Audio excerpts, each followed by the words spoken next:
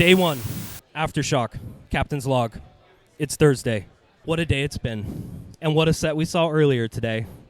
Probably one of my favorite sets from a band I have never seen live, and it kind of blew me away. I've seen some of your videos. I'm out here with Starbenders, guys, and I got to tell you, if you get a chance to see them live, you got to do it.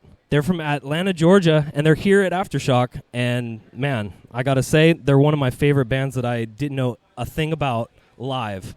Now, we've been playing you guys on the radio. We love your stuff, but it's something different live with you guys. I don't know. Maybe it's the fact I've read that you guys kind of like to keep it old school when you record your music, and maybe that comes across in your live show that it almost sounds just as badass as the finished product live. Like, you guys do what you do on the studio recordings live, I feel. Is that a conscious effort?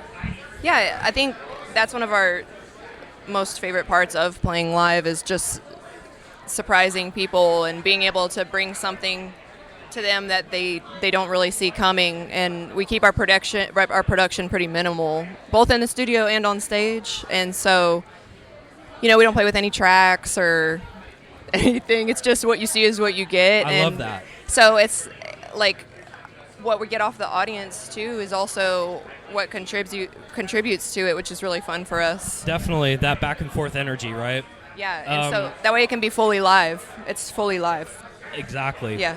And the album we're talking about, Take Back the Night. So tell us a little bit about that, kind of the inspiration, title, where those songs kind of came from. I mean, it feels like you're wearing your influences on your sleeve maybe with some of the stuff that you guys know and love, but it sounds truly original. I gotta say, like, as a PD at a rock station, we get a lot of generic BS, and your guys' stuff really cuts through, and it comes across as ear-catching.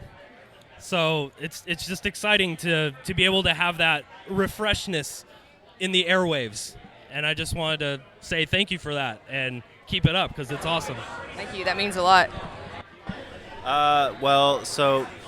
Like the last few years when touring wasn't really, like no bands were touring. Yep. It was hard for everyone, and we had just put an album, our last album, Love Potions, came out right before the pandemic happened. Yep. And all that stuff. So we kind of got, we had a hard time like trying to promote that album during that time. So when our next album cycle came around, we had a lot of, there was a lot of anger and just frustration with that whole period as a band. And we basically holed up in a basement and spent the first half of last year writing and recording the record, and all of that, it came like a really cathartic album for us. We were just putting all of that anger and frustration into the new music, and it just came out like with more teeth. Like our last album was a little bit, had poppier elements, but we decided, what came out on this latest record was just a lot more rock energy. That's really cool, and it's kind of, I don't know, the opposite is sometimes of what I hear about people who get sidetracked by the pandemic and all that stuff that happened. It's almost like they turned into a more polished studio album. They start using other elements, electronic things, different stuff like that, and kind of deviate from that raw sound. Mm-hmm. And you guys almost went the opposite way. Yeah, definitely. I think we almost captured the live show energy a little bit better on this album. So. And so I think the album name Take Back the Night came from like kind of as an ode to like taking back, what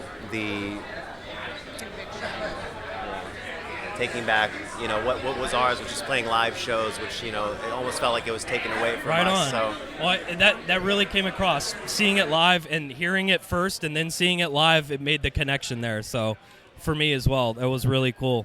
So, Aftershock Festival. You guys have been playing lots of festivals, I would imagine, these days. What's different about Aftershock, good and bad, that you guys like so far?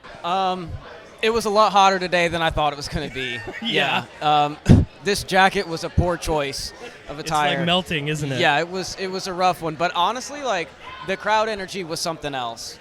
That is not something we had on the last festival. So right I really did appreciate the people here, 100%. Well, I hope our radio airplay helped prime the pump, so to speak, for the crowd reaction. I saw some singing along in the crowd, so I think you guys did prime them. Right on. Okay, well, that's great. So, any plans for 2024 you guys can let us in on? More touring, more new music? What do you got in store? Yeah, we're about to go to the UK in a couple days. Awesome. Yeah, I think we start the journey tomorrow. Nice. We'll be there for 2 weeks, which is that awesome. your first time doing UK? Second, but this is our first time as a headliner. Oh, Yeah. cool. Nice. So we're really looking forward to it. We get to be there for 2 weeks, so it's going to be more concentrated. Last time we were in and out, so this is a nice opportunity for us to explore a little deeper. Killer. So we're really excited about that. And then when we come back in November, we're going to be touring with Dethklok, which we're really looking forward to. They're killer. Yes. So we're just going to be out there rocking and rolling, you know. Right on. Yeah. Keeping on. Well, thank you guys so much. You got a busy schedule. You killed it today. Thank you guys for blessing us out here at Aftershock. Thank you so much. Thank you so Thank much. you We very love much. you. Thank you.